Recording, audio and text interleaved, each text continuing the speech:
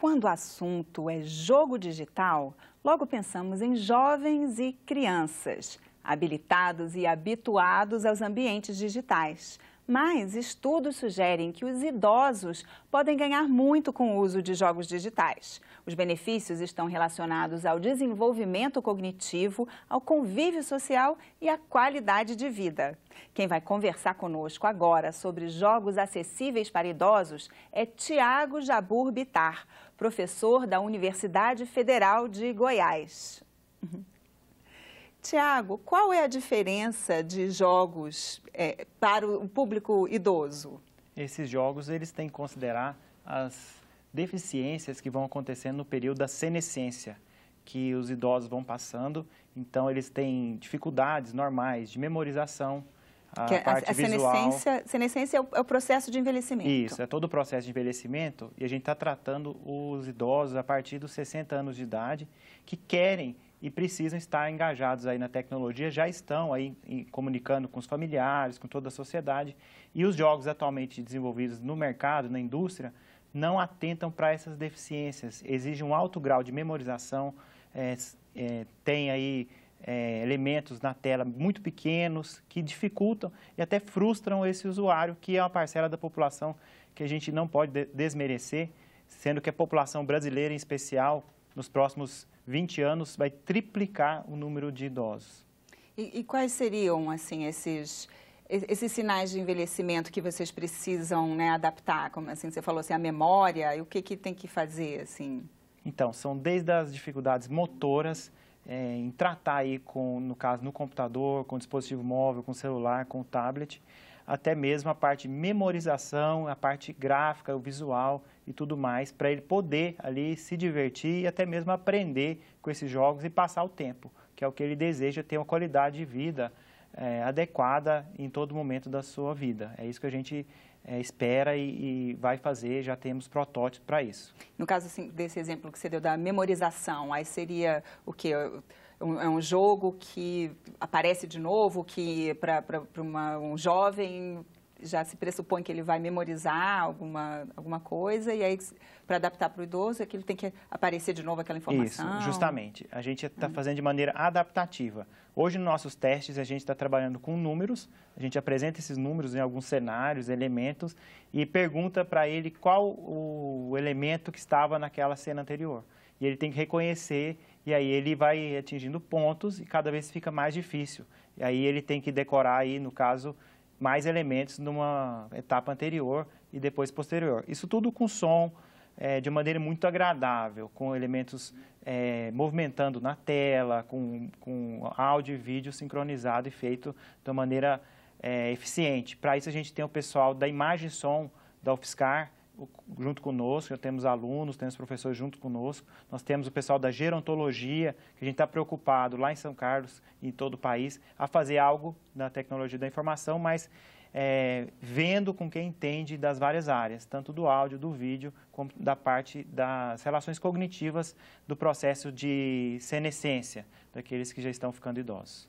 Então, só para deixar claro, então, esse é um projeto que vocês estão trabalhando na Universidade de São Carlos. Na USP, na Universidade Federal de São Carlos, e também na Universidade Federal de Goiás, a qual sou professor, e também oriento alunos, faço pesquisas nessa área. Então, os três estão trabalhando juntos para criar essa plataforma? Isso. Esse é um projeto que ele já foi aprovado pela FAPESP, numa fase 1, envolvendo recursos de até R$200 mil, mas a FAPESP só nos escolheu porque a gente já tem aí o expertise, a experiência em jogos educativos. A gente já trabalha já há quase 10 anos com o portal Ludo Educativo, que ele é feito para desde bebês até os alunos do ensino médio que treinam questões do Enem. Então, a gente já trabalha com jogos educativos, são mais de 50 jogos, e agora focando nesse público idoso, porque a gente percebeu uma lacuna nesse tema. Se você procurar aí, você vê com seus familiares, por exemplo, você vai ver que não tem jogos aí para esse público. A indústria hoje, no mundo todo, ela foca principalmente nos jovens. Só para os jovens, né? Isso. Apesar de que, assim, eu lembro quando começou o Windows, né, um dos jogos que vinha já padrão, que era paciência, geralmente, e apelava mais para o público um pouco, assim, eu tinha uma tia que sempre gostou de jogar paciência e ela adorou, ficava jogando lá digital. A gente sabe também do campo minado, tem alguns com esmeraldas, que os idosos gostam muito, mas se você verificar esse público aí a partir dos 70 anos, 80 anos, já tem dificuldades com esses elementos, com letras pequenas nos jogos. Então, nós vamos fazer todos esses jogos, inclusive de baralho, tudo isso já numa perspectiva de verificar essas deficiências. A gente verificou alguns idosos que não conseguem reconhecer a memória no primeiro momento, da maneira bem simples, e depois jogando, ele consegue já reconhecer, já consegue ficar aí fascinado numa experiência aí vencedora, digamos assim, e passa de fase, vai adaptando o jogo e motivando essa pessoa, até melhorando sua qualidade de vida em outros aspectos. Como que isso se reflete? Como é que dá para levar essa melhora para outros aspectos da vida? Sim, porque hoje, principalmente o celular, ele está presente na vida do idoso. Então, se ele consegue ter ali um bom relacionamento com o jogo, se sente feliz, motivado, quando ele vai no caixa eletrônico, ele já consegue também, eu consigo trabalhar bem no celular, então consigo ter o reflexo aqui também no caixa eletrônico e em outros ambientes que ele usa tecnologia, em dispositivos aí, em aplicativos para bate-papo, que é muito utilizado hoje em dia.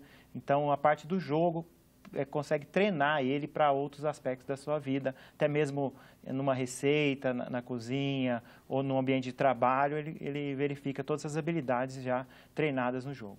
Até, imagino que ele se familiariza, né, com esse ambiente digital, né, nesse exemplo que você deu do caixa eletrônico, né, se ele já usa o celular, ele não vai se assustar tanto com aquela interface, né, que pode ser um pouco assustadora, né? Justamente, ele fica imerso, inclusive a parte de raciocínio lógico, ela vai ser muito trabalhada nesse projeto nosso, em todos os seus aspectos, não só na memorização, mas também na construção de enredos dos jogos, de uma maneira que ele tenha aí a vitória, possível vitória, trabalhando conceitos da matemática, da geografia, de várias questões sociais, temas que estão em evidência no Brasil.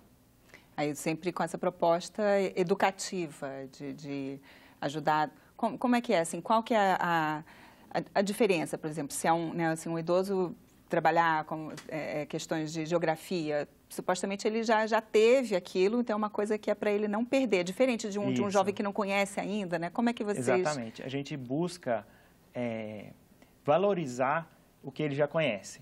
Então, a gente sabe que o idoso é uma pessoa com muita experiência, então a gente tem essa percepção de trabalhar nesse sentido, verificando tudo que ele já sabe, como conhecimentos práticos, profissionais, e também geografia, de história e tudo isso, da sociedade em geral. Então, a gente sempre vai fazer um cenário pensando nessas habilidades, colocar numa cidade, de um jeito que ele goste e se sinta atraído a esse jogo. Não pode ser um jogo bobo, ele tem que ser um jogo assim que ele tenha atração e veja ali que pode ter um lazer, não só a parte educacional, mas que ele possa também se divertir e passar seu tempo. E como eu vi numa pesquisa da Universidade de São Carlos, né, que justamente uma das áreas que pode ser beneficiada é o convívio social.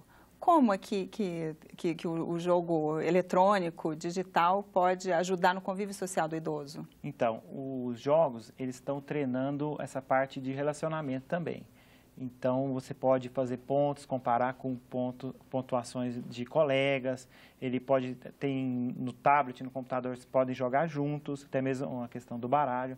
Então, os jogos já estão pensando nesse sentido. A gente não quer, de maneira alguma, distanciar o idoso da sociedade, sim deixar ele tranquilo, deixar ele imerso na tecnologia, até mesmo se ele ficar bem familiarizado nos jogos e treinar a parte cognitiva, ele vai atuar num aplicativo de bate-papo, por exemplo, de uma maneira mais tranquila. Então, nossa ideia é deixar o dispositivo tecnológico, seja celular, computador, mais próximo às necessidades daquele idoso, para ele não ver, olha, esse jogo está uma letra muito pequena, eu não consigo, se sentir frustrado. Então, ter aquele jogo realmente preparado para ele, assim como tem jogos para bebês, que são totalmente preparados, não necessitam de ler, escrever, e eles conseguem usar e são feitos para aquele público específico.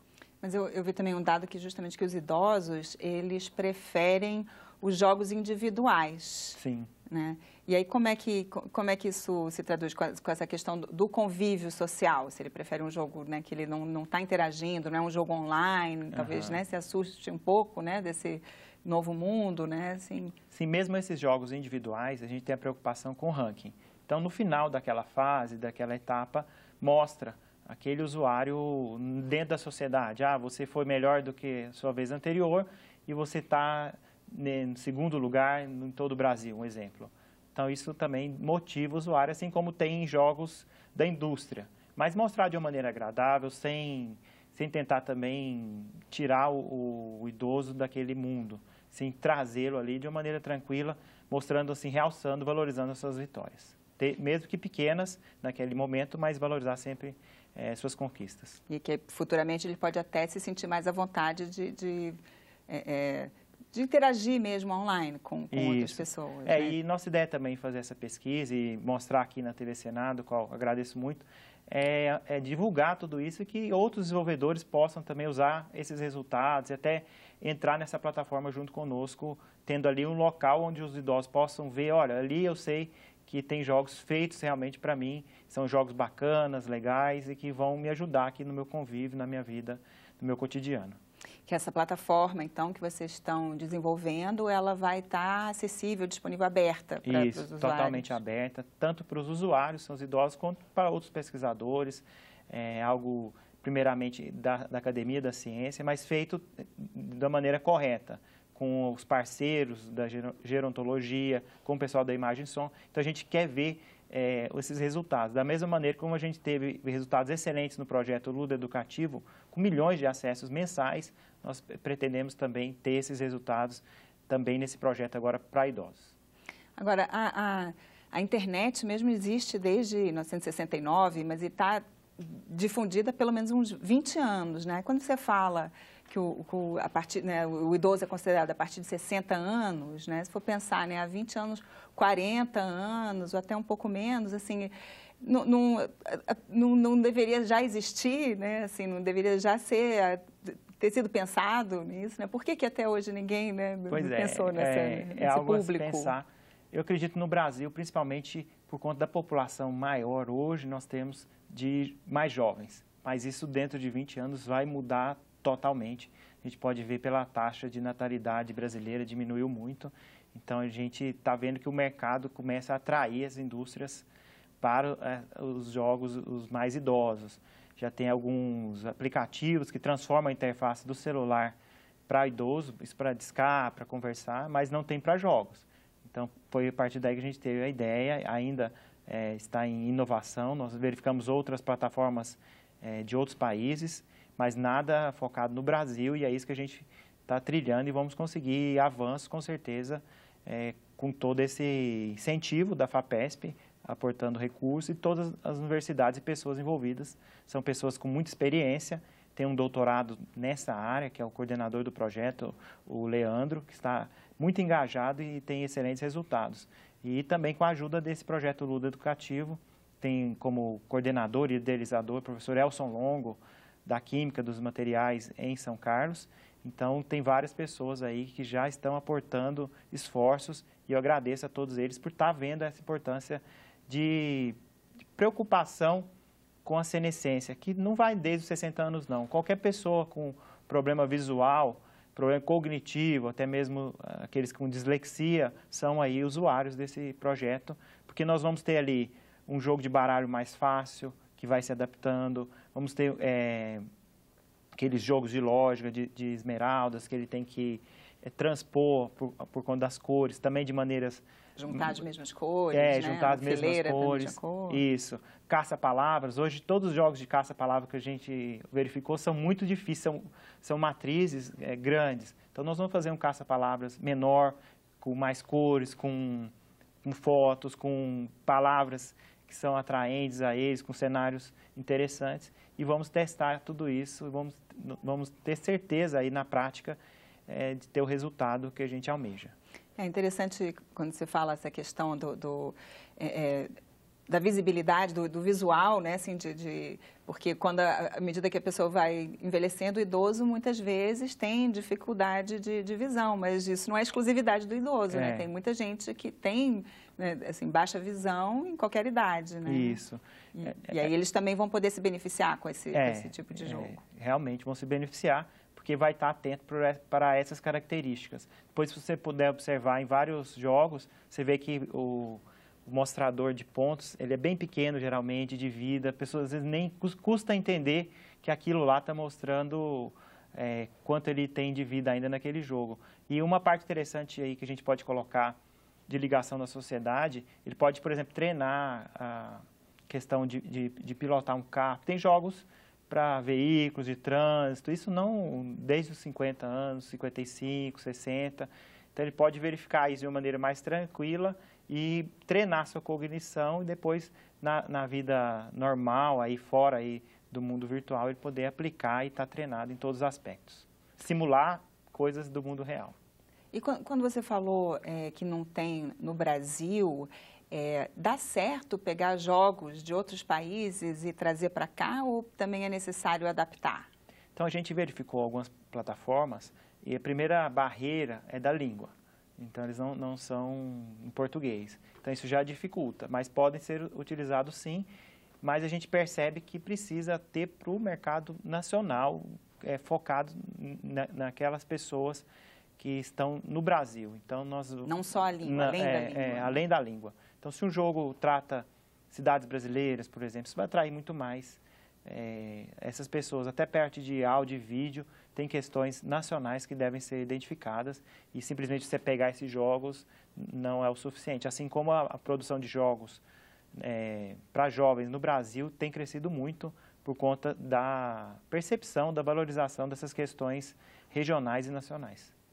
E o idoso, né, assim, se for considerar a partir dos 60 anos, mas a gente sabe que a expectativa de vida aumenta a cada dia, né? Então, assim, são muitos anos, né? Assim, não é diferente você pensar, né, assim, uma pessoa com 60 anos e outra com 94, por exemplo. Assim, é um universo bem amplo. Isso. Por isso os jogos são adaptativos.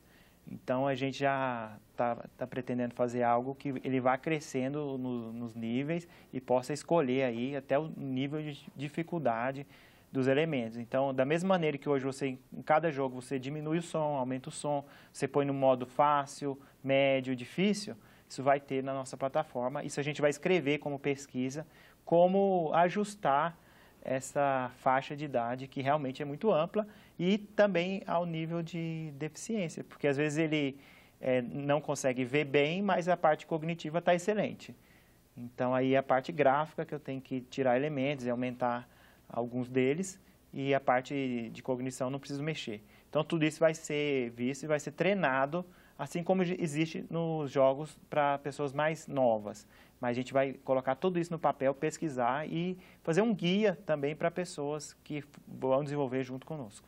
E com relação ao interesse, assim, essas pessoas que são os mais idosos, também imagino que eles tenham menos interesse nessa plataforma digital, né, nesse tipo de interação. É uma surpresa para nós que no contato com esses idosos, muitos gostam do celular, querem mexer, se tiver algo que eles consigam trabalhar, consigam enxergar, consigam entender, eles realmente têm esse interesse, até mesmo para ter contato com outras pessoas e também para diversão. Eles procuram coisas para divertir, não só nos jogos, mas na falta de outras pessoas, às vezes se isolam.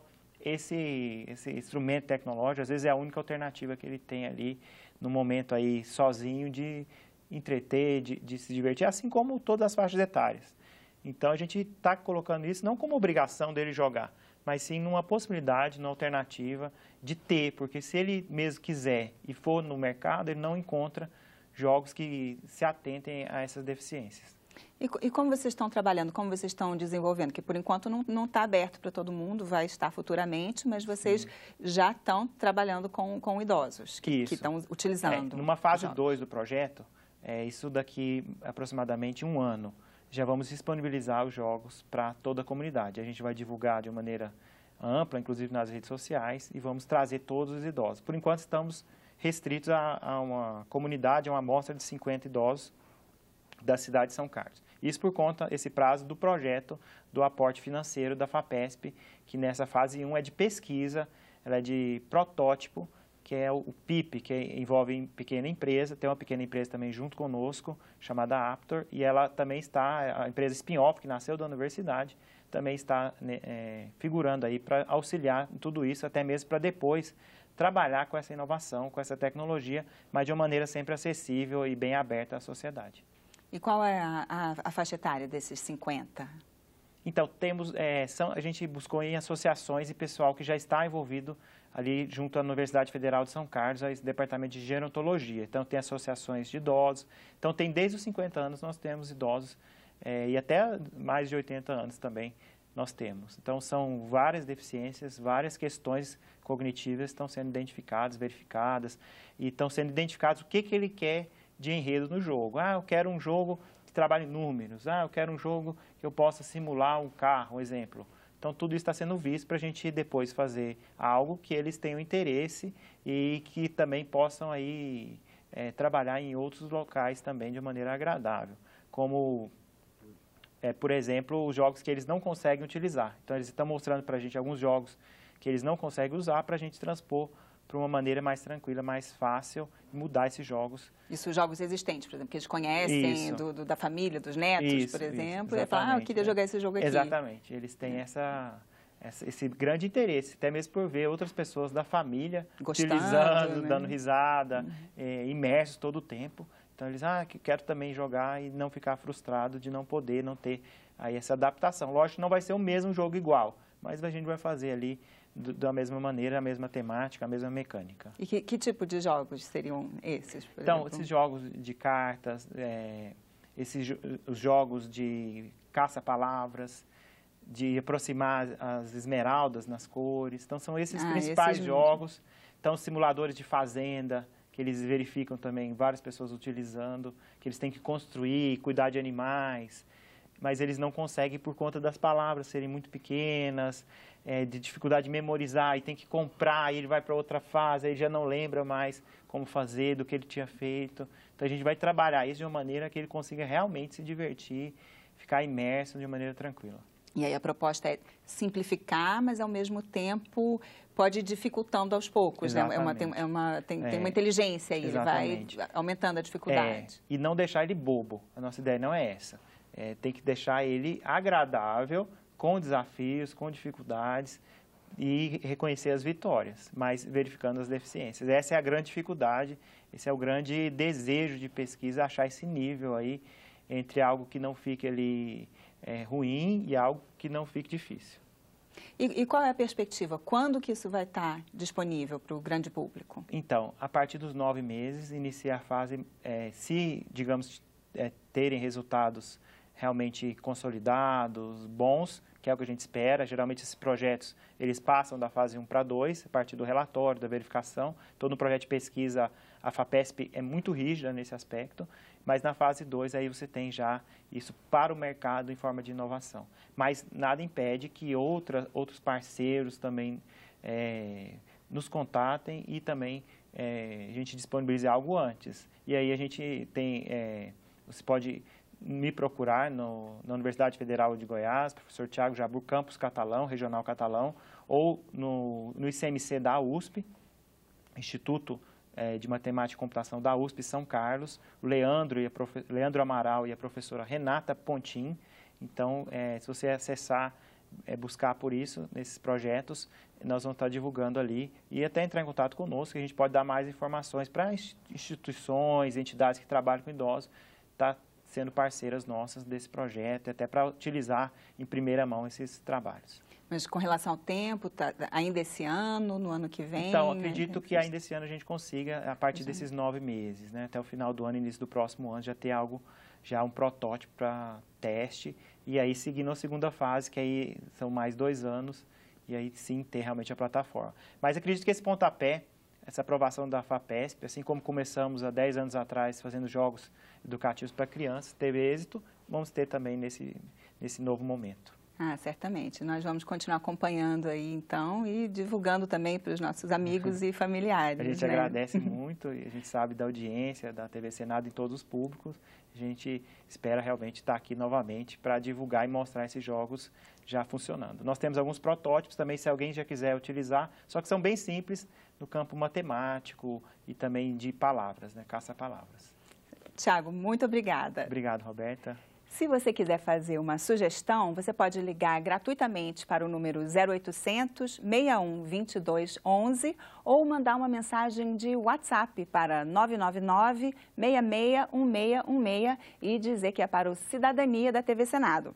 Se você quiser rever este programa ou outros da nossa grade, acesse o site na internet. O endereço é senado.leg.br/tv. Obrigada pela companhia e até a próxima.